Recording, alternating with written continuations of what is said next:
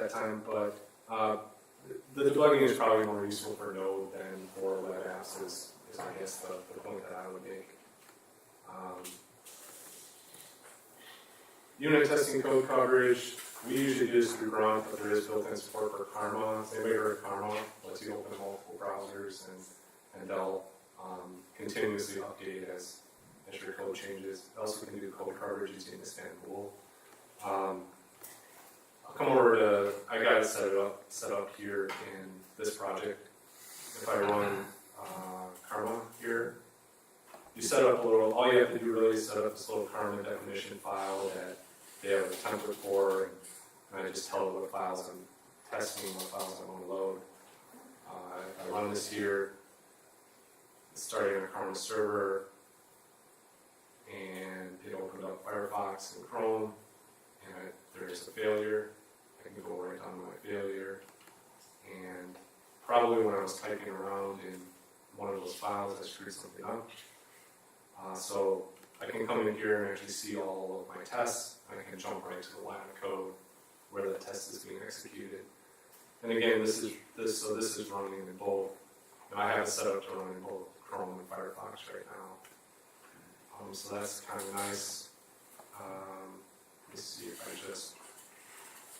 just revert my files if my test will pass.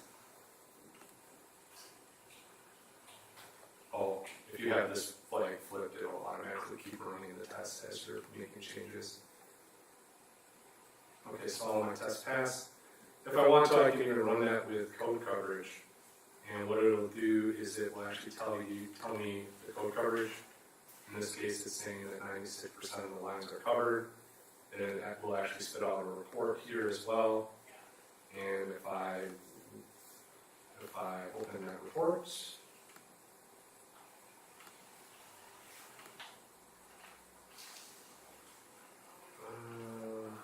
let's see, let's one more time.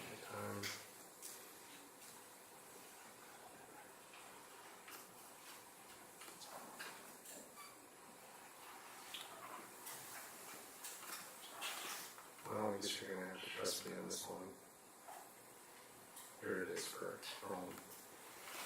So it'll give you that code coverage. It'll tell you actually which blocks of code you didn't hit. It'll tell you the if and else statements. If I didn't hit the else in certain cases, it'll tell you that. So that's all built in, and it will actually tell you next to your files. It's not as interesting for me because I only have one source file, but it'll actually tell you. It kind of looks nice when you have a whole bunch of files. It'll tell you the coverage on each one. So that's all built in. You have to install some of the tools kind of separately, but running it and being able to see all your tests in there is built in. I'll just mention this quickly. There's a REST client, pretty decent client you can use to make HTTP requests. You can choose which method you want to use. You can configure the headers and the things that get passed with it.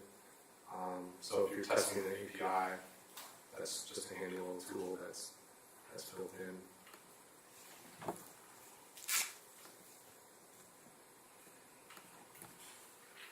Open on GitHub or create a gist. So if you're in any file, if I look at one of these files, I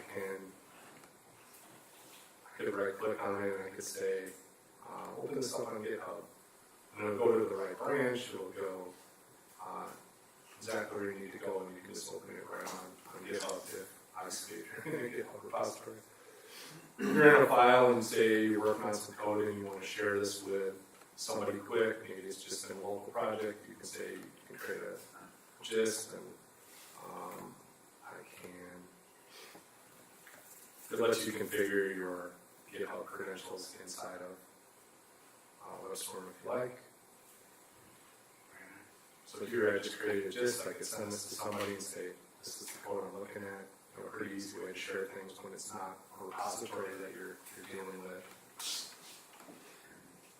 You can create Git repositories and things like that, and push something to GitHub pretty easily as well.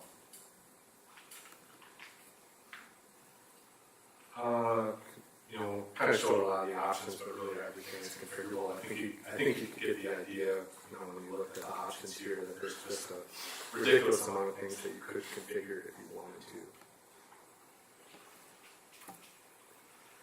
honorable mentions, there's some FTP support, automatic syncing. It has a plugin infrastructure, and they've been really good about originally things like CoffeeScript, stuff like that were plugins, but they've done a really nice job of just kind of integrating those plugins and taking them over. JetBrains takes over those plugins and just they get installed by default.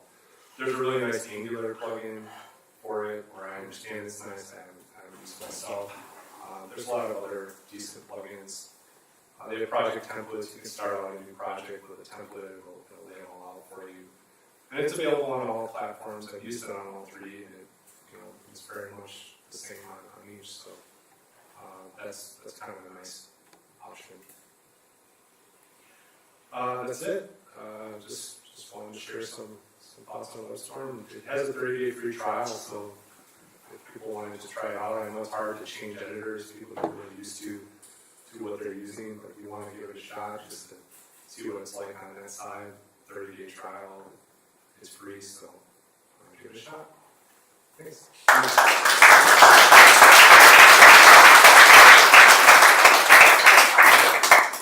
Anybody have questions on WebStorm? I don't know the answer, but I would be happy to try.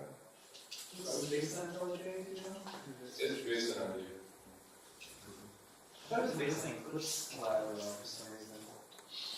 Huge. Ever since I've been using it, it's been based on this stuff. I was using it back in like 2010, 2011, I want to say. It was just a massive memory hog. Like I had to restart it. It has some features to kind of control the memory and a thing where you can visualize how much memory it's using. So, I have seen it use some memory, but I have a lot of memory, so at home, I have 16 gigs, so I kind of am like, if you want to use some to aggressively cache stuff, I guess it's all right. I was using like a gigabyte, I think. Every gold by gigabyte every couple hours. And it was just like on 2006 or 7 MacBook Pro, only 4 gigabytes RAM. So. Yeah, that's not going to work.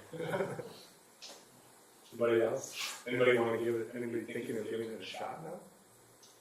We could cross platform for it. Yeah. I think when you refactor like class names and CSS, you actually refactor your HTML as well. Really? Yeah, that's something that I've seen. It's crazy how smart it is.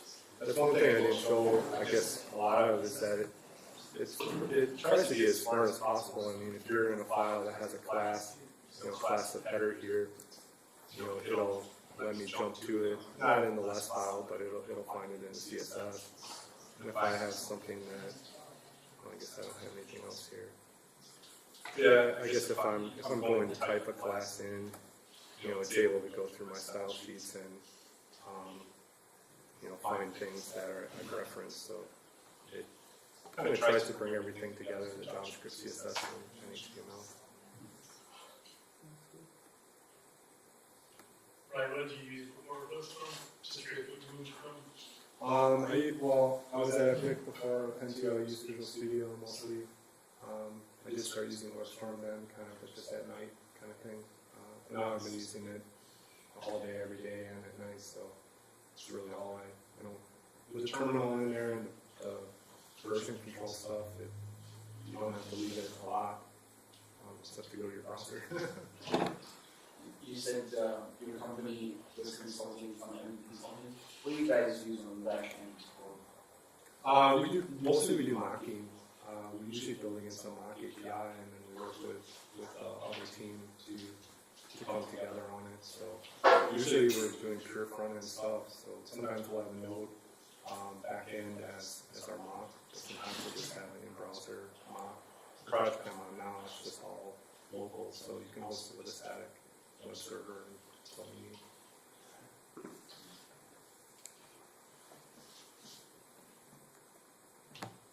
Cool. Thanks.